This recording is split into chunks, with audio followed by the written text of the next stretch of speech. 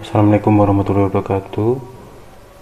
Perkenalkan, kami dari kelompok 8 dengan judul pengolahan limbah organik sebagai media budidaya maggot guna efisiensi pakan ternak di Desa Karangmojo.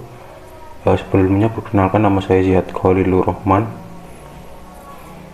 Saya Ahmad Reza Pahlivi. Perkenalkan, nama saya Eko Magus Wiradharma.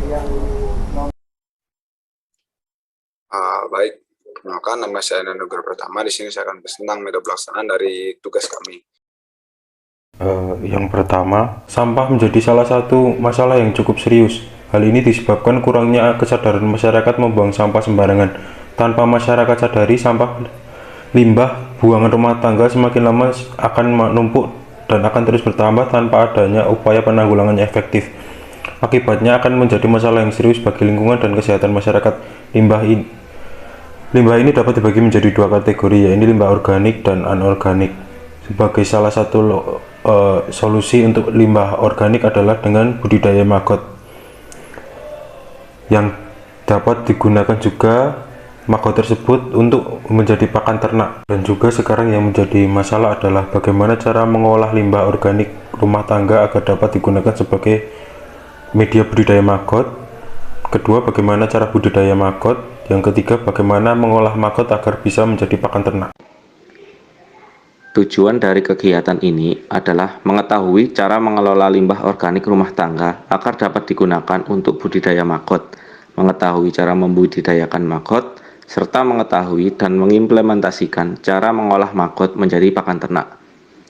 Untuk indikator keberhasilannya, yang pertama, permasalahan limbah organik dapat dikurangi.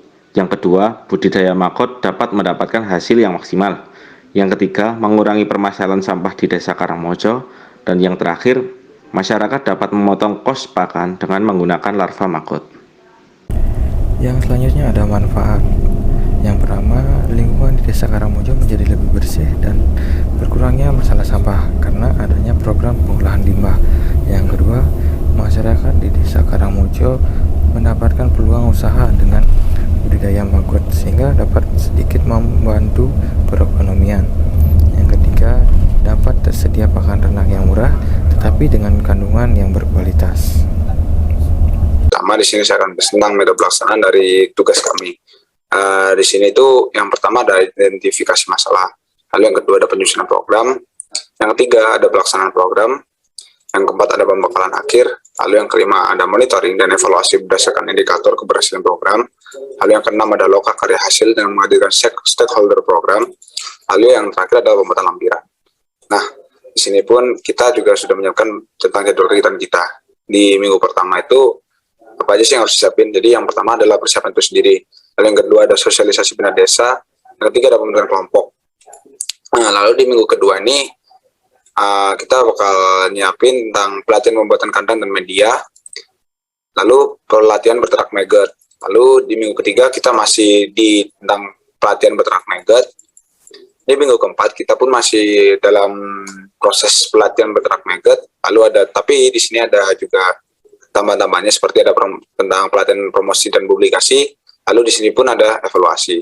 Nah, lalu di minggu kelima ini kita akan melaksanakan monitoring.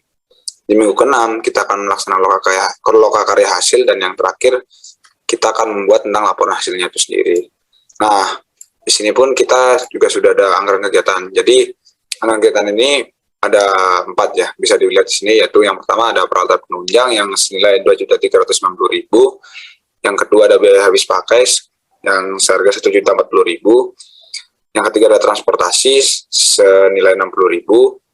Lalu yang 4 ada dimasukkan ke hal yang lain-lain, di sini menilai 4 juta. Lalu untuk totalnya sendiri yang kita anggarkan ada 7.490.000 rupiah. Mungkin itu saja yang dapat saya jelaskan. Terima kasih, kurang lebihnya mohon maaf. Assalamualaikum warahmatullahi wabarakatuh. Maggot PSF ini pemeliharaannya sangat mudah,